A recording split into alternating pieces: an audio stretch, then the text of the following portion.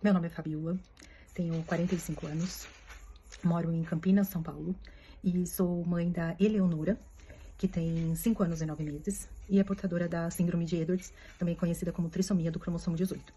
Eu vim aqui para contar um pouquinho da nossa trajetória nesse tempo, né, de como foi desde a descoberta do diagnóstico até como nós estamos hoje. Eu já tinha uma idade mais avançada, sabia dos riscos da gravidez tardia, né? Mas não que a gravidez tenha sido indesejada, por fim. O médico que me acompanhava, o meu ginecologista, quando eu dei o exame, né, do positivo, ele já me falou pra que eu não criasse muita expectativa e tudo, que por conta da minha idade gestacional, a porcentagem de abortos espontâneos era muito grande, então que eu não deveria espalhar ou considerar muito ainda essa gestação, deveria acompanhar por um tempo. A gente foi acompanhando, ele pediu pra verificar com ultrassom se era tópica ou ectópica, fiz e deu tudo ok. E mesmo assim ele ainda falava, vamos aguardar até os 3 meses, porque o aborto ainda na sua idade é muito recorrente. Então nós aguardamos até pra contar pras pessoas, eu não me empolguei muito até os 3 meses, né? E aí quando foi fazer, ele falou assim, mesmo assim, quando fizer dos 3 meses, o morfológico, vamos verificar, porque também na sua idade a probabilidade de síndromes genéticas é muito grande. Aquilo também, né, ou seja, eu não tava curtindo muito a gravidez, naquele veio um outro susto, enfim. Aí fomos pro 3º mês e marquei, então, o morfológico. Quando eu fiz o morfológico, o médico ficou quase 1 hora pra fazer esse exame, não me falou nada, não demorou muito e não me falava, e depois eu peguei o laudo e o laudo deu que estava ok, né, o meu morfológico foi tudo dentro do padrão. Mas isso não durou muito, durou acho que 1 ou 2 dias, e o laboratório me ligou dizendo que eu deveria retornar, pra fazer o exame com uma pessoa X, porque quem tinha me dado o laudo não estava seguro daquele laudo. Eu retornei então e fiz com esse outro profissional, e ele olhou, e ele falou, não, tá tudo bem, né, ele realmente, o que ele viu, ele deve ter ficado talvez um pouco de inexperiência, achou algumas alterações, mas tá tudo dentro da normalidade. E aí eu levei então pro ginecologista, e aí ele falou, agora sim você pode então contar pras pessoas que você está grávida. Foi muito difícil esses 3 meses, né, porque esse ginecologista me tratou de uma forma assim, colocando só pra baixo, que eu ia perder a criança e tal. Então quando deu 3 meses eu resolvi mudar de ginecologista. Aí eu fui para um outro ginecologista, contei como que esse profissional tinha me abordado, e ele falou, nossa, que infelicidade que você teve de pegar esse profissional, né, que roubou de você essa alegria do início da gestação, etc e tal, mas a gente vai seguir com uma história diferente. Pois bem, seguimos, né, e aquele mesmo médico que tinha feito o último ultrassom, falou que tava tudo bem, ele falou assim, mas por via das dúvidas, daqui umas 3 semanas você repete o ultrassom, só pra gente ver se tá tudo bem.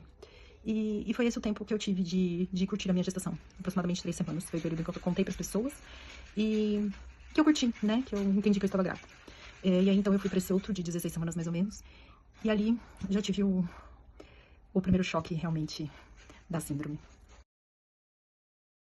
Ele começou o ultrassom, e aí ele observou um plexo coroide, um baixo peso, e aí ele começou, tem alguma coisa que está errada, ele falava. Aí ele começou a descrever, ele falou assim, tem um plexo coroide, aí ele falou assim, identifiquei também uma mão com um posicionamento característico de uma síndrome genética. Aí depois ele falou assim, o pé também tem torto congênito. E aí ele foi começando a falar coisas e começou, tem retrognatia, tem não sei o que, orelhas com implantação baixa e tal. Ele falou assim, tudo isso são características de uma síndrome.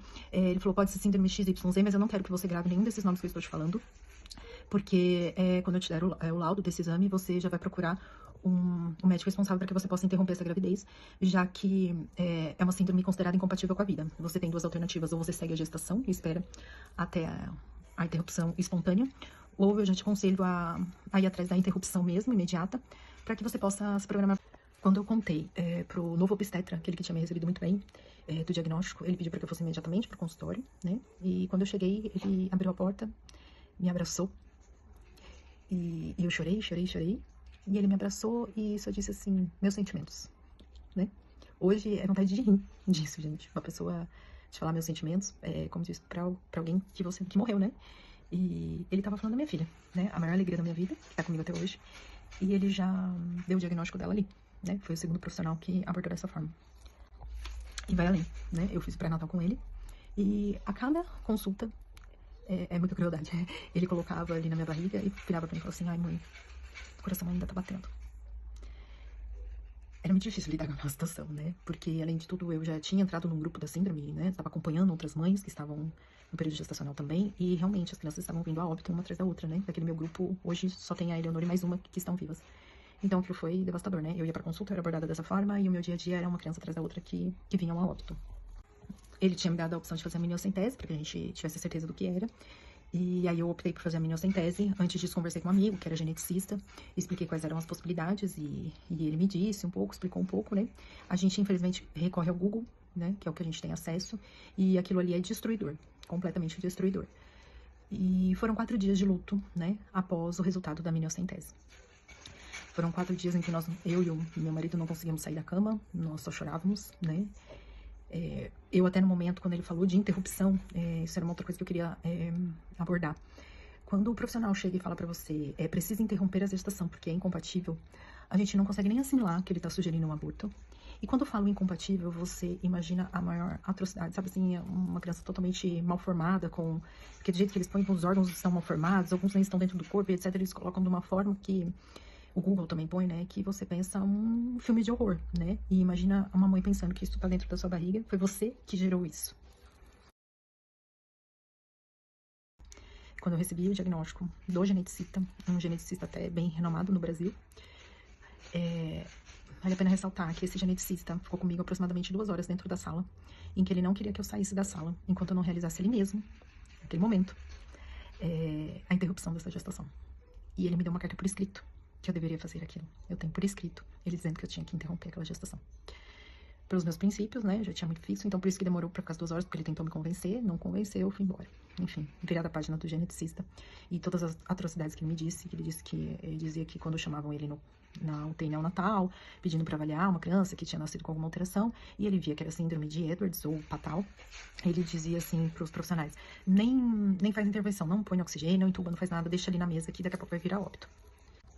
Eu não vou fazer um parênteses muito grande sobre essa observação, mas eu acredito que qualquer pessoa que ouça isso pode se colocar no meu lugar, né? Você tá grávida, tá aguardando um filho, e alguém vira pra você e fala que o seu filho é incompatível com a vida.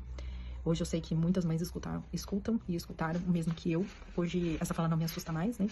Mas pra quem nunca viu, pra quem não conhecia, né, da síndrome, as que ele deu de possibilidade, conhecia apenas o Down. Quando ele deu as possibilidades, você ouviu, na verdade, de tudo que ele disse. A única coisa que ressoa na nossa cabeça é incompatível com a vida e precisa interromper. Então, seguimos, né, como eu sou cristã, aborto pra mim não é uma opção. Então, a minha visão, assim, foi, eu não vou interromper, eu vou seguir até onde for a vontade do Senhor. Se for considerado incompatível, se não tiver como viver, creio que o Senhor vai interromper da melhor forma, da maneira dele. E eu só preciso confiar que ele vai me sustentar com o que acontecer. E foi assim, o restante da gestação, eu praticamente não contava para as pessoas, falei muito pouco, a minha barriga também não crescia muito, a criança era pequena, eu não curti, nada. Eu vivi um luto gestacional, né? Eu vivia cada dia pensando até quando aquele coração ia bater.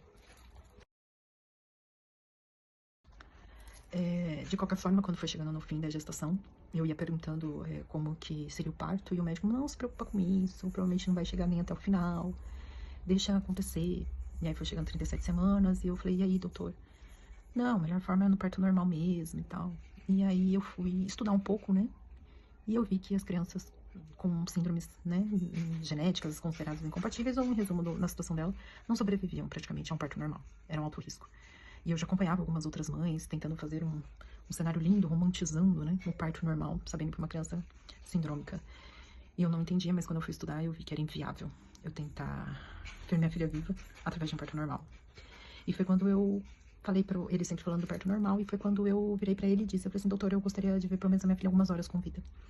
E então ele me respondeu assim, então nesse caso não vai dar pra ser parto normal, então a gente vai ter que marcar uma cesárea. Ou seja, ele já sabia que minha filha não suportaria um parto normal, mas ele dizia que, como ela, né, a mentalidade, como ela viria a óbito, o melhor seria preservar a minha saúde e que um parto normal seria uma recuperação mais rápida, para que eu pudesse esquecer aquele filme de horror, né? Era isso que ele pensava.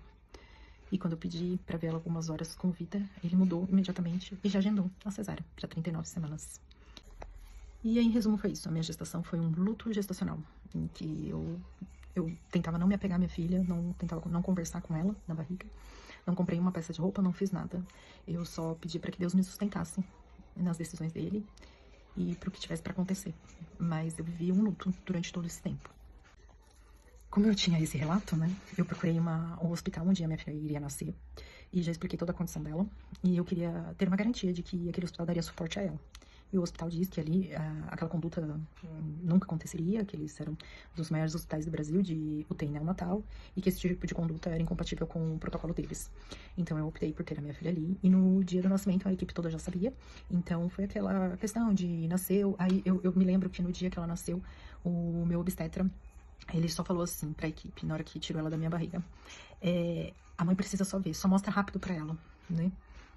Então, eles só me mostraram já dentro da incubadora. Ela veio já dentro da incubadora. Só vi e levaram ela embora, né? Eu fui ver ela na madrugada daquele mesmo dia. E ali começou a nossa luta. Com todo o histórico que eu tinha, eu acreditava que ela não viveria por muito tempo. Mas nós ficamos na UTI por 4 meses. E tudo que era necessário de intervenção foi feito por ela ali. Eles realmente fizeram tudo que era necessário. Se ela precisasse de uma cirurgia ali cardíaca, eles fariam, já que ela tinha uma cardiopatia. Ela fez já ali mesmo uma cirurgia da gastrostomia. Não teve necessidade de fazer uma tráqueo. Enfim, fizeram tudo que era necessário para que tivéssemos a alta. O que eu aprendi ali foi essencial para que eu pudesse cuidar dela dentro de casa. Tive algumas dificuldades no hospital, sim, né? Os profissionais, infelizmente, a gente ficava ali o tempo inteiro, olhava quando não estava bem, que estava acontecendo alguma coisa, você pede para abordar o profissional e ele sempre olha com você como, mãe, deixa com a gente, que a gente sabe o que a gente está fazendo, é assim mesmo. E por várias vezes minha filha estava tendo uma intercorrência e eles tinham demorado muito para socorrer, porque eles achavam que eu era mãe leiga e eu não estava observando certo. E no fim ela estava sofrendo com alguma intercorrência, né? Normalmente ali alguma uma questão cardíaca. Bom, por fim, ficamos ali os 4 meses, viemos de volta para casa. E de lá para cá, nossa dificuldade tem sido com a abordagem da área da saúde, né? Porque eles consideram sempre, a abordagem é sempre assim, mãe, você sabe que que ela já viveu muito mais tempo do que o normal da síndrome. Ela já é uma exceção. Então, é sempre a questão da... Se conforme com o que você tem, que você já tem muito com ela. Já tá muito além do que você tem, né? Se conforme com isso. Então, e um outro problema é a falta de artigos científicos, de estudos, de literatura para ajudar as nossas crianças. Conversando com os profissionais, onde ela é atendida aqui também, da Unicamp, o que eles colocam assim, nós não temos número suficiente de casos para que as pessoas se interessem em ir a fundo e estudar mais, né? Nós não temos um número suficiente, não dá para ser feito um estudo com o que nós temos, né? E o que nós temos realmente vem a óbito nos primeiros anos. Então, não tem muito investimento. Quando eu vou para uma consulta médica, as pessoas não entendem, não sabem como tratá-la, aproximam com a questão de uma paralisia cerebral, e eles são muito diferentes da paralisia cerebral. E a dificuldade é essa. Nós percebemos ao longo desse tempo que o título da incompatibilidade com a vida fecha portas. Ela fecha a porta em vários sentidos. Principalmente por conta do protocolo, quando eles são considerados incompatíveis. A conduta é agir sempre com cuidados paliativos, em que eles precisam... a psicologia é sempre assim, vamos deshospitalizar essas crianças para que elas venham a óbito junto de sua família em casa. Para que elas possam ter um tempo em casa com seus familiares, os seus familiares entenderem e aceitarem melhor a questão do óbito, né? Para eles terem esses momentos com seus filhos. Nós tivemos várias dificuldades, assim, a gente saiu com home care, e o primeiro obstáculo grande que nós enfrentamos foi da parte cardíaca, porque havia um protocolo do próprio convênio em que não seriam feitas intervenções em crianças com síndrome de incompatibilidade com a vida. Era considerado um desperdício, né, de dinheiro fazer uma intervenção, já que eles viriam a óbito de qualquer forma. Eleonora era cardíaca, tinha uma CV e uma CIA e precisava da cirurgia. E eu passava sempre com o cardiologista do home care, e ele dizia, não, mãe, essa criança, a condição dela é assim, ela pode estar assim no seu colo, olhando pra você, brincando, e de repente ela desligar. E depois de uns 6 meses, mais ou menos, que eu voltava, ele, nossa, ela ainda tá viva, ela ainda tá viva. Aí ele começou a falar, eu acho que é melhor a gente passar com outro médico, pra gente poder provar pro convênio que ela tem condições de fazer cirurgia. E aí eu passei com uma outra equipe, uma equipe com uma conduta totalmente diferente, e que o médico só me disse assim, ele falou assim, olha mãe, ela vai vir a óbito de qualquer forma. Se ela não fizer a cirurgia, ela vai vir a óbito por conta da cardiopatia, e se ela fizer a cirurgia, ela corre um grande risco de vir a óbito realmente na mesa. Mas qual é o risco que você quer correr? Ver ela morrendo aos poucos, ou correr o risco de perdê-la na mesa, mas tentando salvá-la? E a gente já tinha na nossa cabeça que a gente queria cirurgia, então ali a gente optou pelo sim. Ela fez essa cirurgia com 10 meses. E ali foi a virada de chave, né, na melhora dela, e ela poder estar conosco até hoje. Essa abordagem, ela acaba com uma família inteira. A maneira como a medicina trata hoje essas crianças, eles destroem uma família inteira, né? Hoje eu sigo e faço tudo por ela, mas carrego muitos traumas, muitos medos. E se conversar com as mães da trissomia, todas estão mais ou menos na mesma situação. Muitas à base de remédio, para aguentar o tranco, né? E o medo e os traumas, eles não saem da nossa cabeça. Tô passando para dizer que autorizo a divulgação dos vídeos e das minhas falas para a critério de estupro.